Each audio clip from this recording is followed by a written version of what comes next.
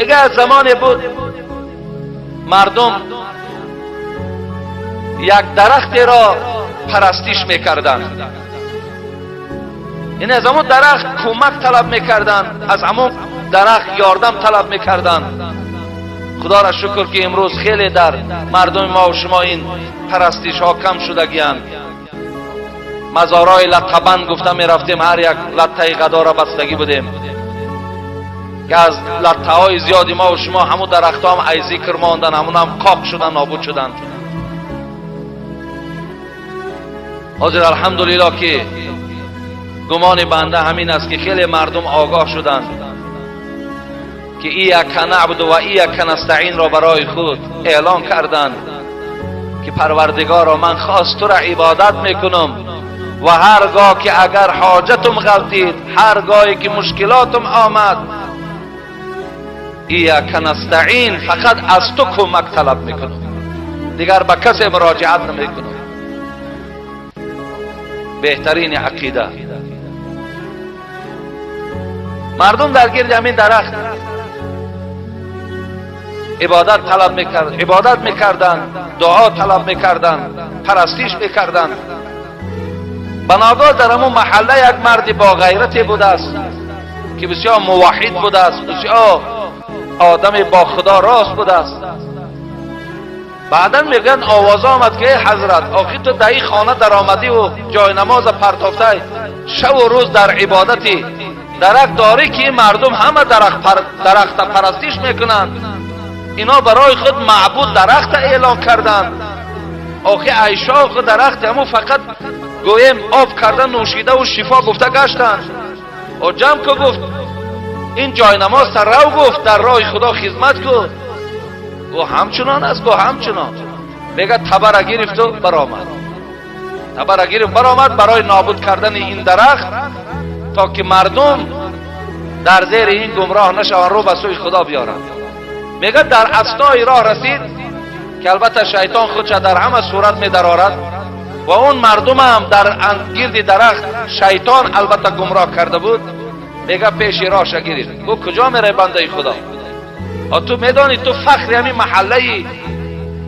تو میدانی که هزارها آدم تو را زیارت میان؟ تو چقدر استاد بزرگی، تو شیخ معتبری، هزارها آدم در پیش تو تعظیم و احترام دارند. تو میگردی پیم یک گروهی گمراه شده و پیم یک درخت، رو گو در خانت عبادت کردن بگیر. گو نه، گفت اینم عبادت است. گفت این مردم از این گمراهی نجات دادنم عبادت است. این درخت را از بخری شکر کردنم اینم عبادت است. دید که بسیار شیطان دید که این آدم قوی اراده است و همه گویم خواهشاتش و همه گویم نیتش خاص برای خدا هست. بعدن گفت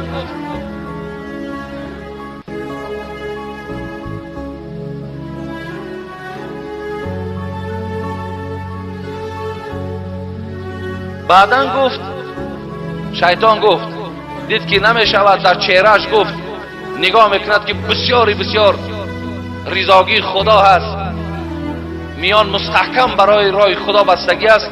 گفت با من گوشتین میگیری، منم مغلوب میکنی.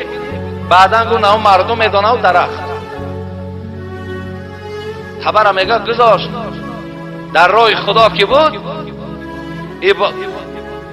نیت که خاص از برای خدا بود، میگه داشت میگه از کشتن شیطان گویا که یک کودکی را میگه تاب میداد، زد در زمین. شیطان دید که بسیار قوت بزرگی است برای که او را خدا برای او نصرت داده بود. درو چی گفت؟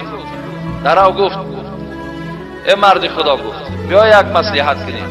دید که زورش نمیرسه، بیا یک مصلحت میکنیم. مصلحت همین که تو یک آدمی گفت پایبند عبادتی، برای تو هم ریسک روزی در کار، برای تو هم 4 تنگه در کار. بیا گفت خانه که دبره خواب کن، هر سحر همین 3 تنگه از من از زیر بالی شد بردار، 3 تنگه را گرفتم بگیر. چیت میفاره؟ گفت دیگه میگردی گفت گردی همین خود غم داده. گفت رو گفت خانه ده خواب کن. ببینیم با پیامبر گفتن این لکل امت فتنه، و فتنه امتی المال. هر امتی را خداوند سنجش میکند، ولی سنجش امتی من با پول است، با مال است. با مال پروردگار ما را سنجش میکند.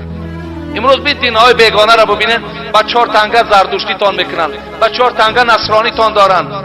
خب با 4 تنگه گویم از دین تان برآورده سن تان، همش با واسطه پول است.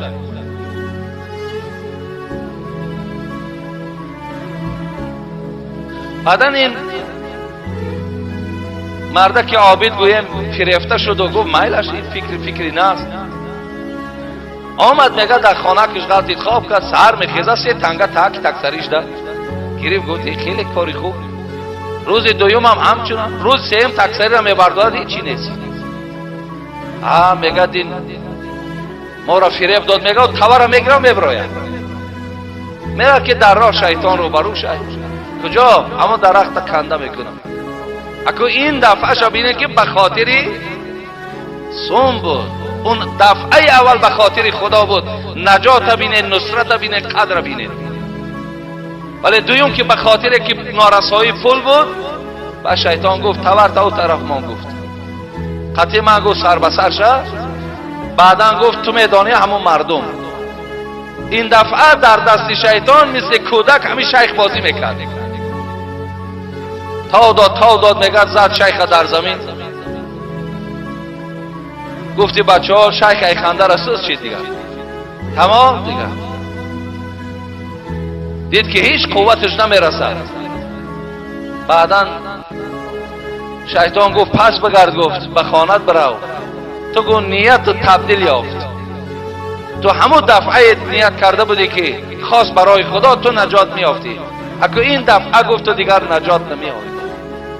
برای من اگر از راهت نمیگردی حلاکت میکنم. برادرای عزیز و گرامی، همه وقت نیت اعتبار است. همه وقت خاص عبادت به خاطر خدا باشد. ما انشاءالله نجات میابیم.